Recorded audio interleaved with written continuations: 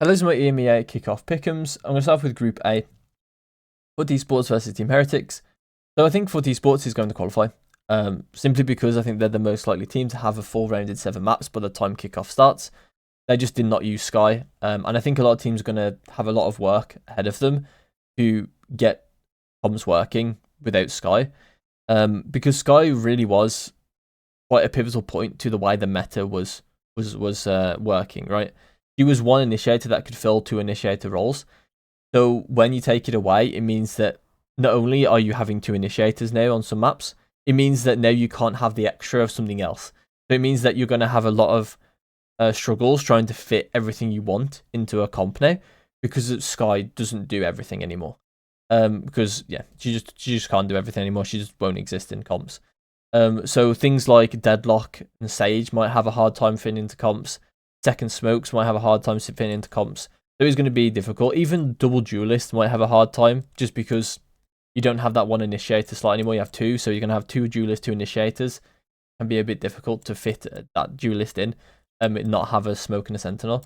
But yeah, we'll have to see kind of what teams innovate with. I think it's pretty much up for interpretation a lot of the time. So even though I can see it leaning towards like a lot of teams are going to probably play Yoru, I do think that it's going to be quite a fun time looking at all how the teams have kind of come to conclusions and what's the best type thing.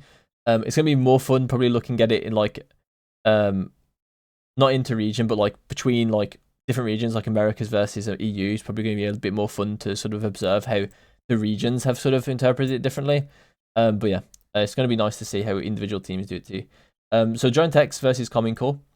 Giant X is probably gonna beat them originally, and then I'll see on the decider. I think the decider is definitely the more this is probably the closest game in Group A. I think Team Heretics. I don't think Team Heretics and Common Core will be like a blowout by any means either. I think this is going to be a close game too. But I think Common Core is kind of underrated, I think, right now.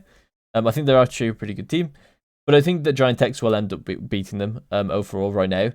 Although I do think Common Core definitely has a higher ceiling than I think people will initially sort of realize.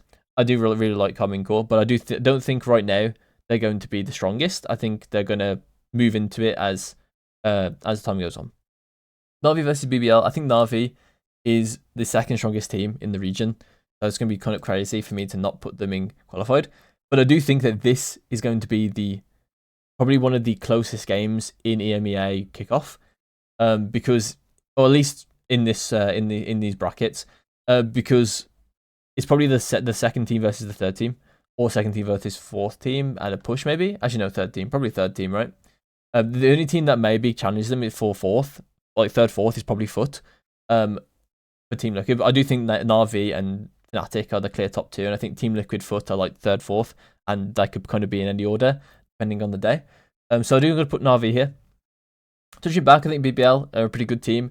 I would like to see maybe a bit more, like if things aren't working on previous years, I would like to see a lot more of a switch up. But you know, doesn't really see much of a switch up. BBL doesn't really see that much of a switch up.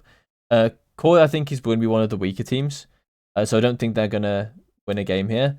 I do think they will maybe challenge for mid-table eventually, potentially, but I think it's going to be a struggle, and I do think BBL will win in kickoff here.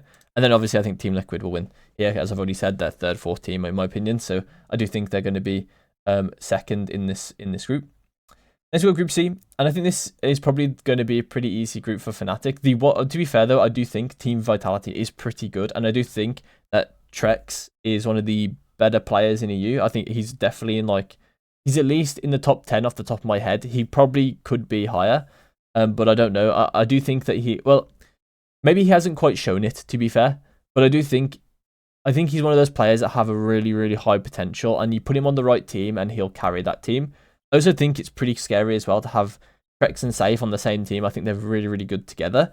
A really, really strong duo together to have on a team. You know, just look at, was it Guild? They were really, really good on that team, and I do think that could like repeat again.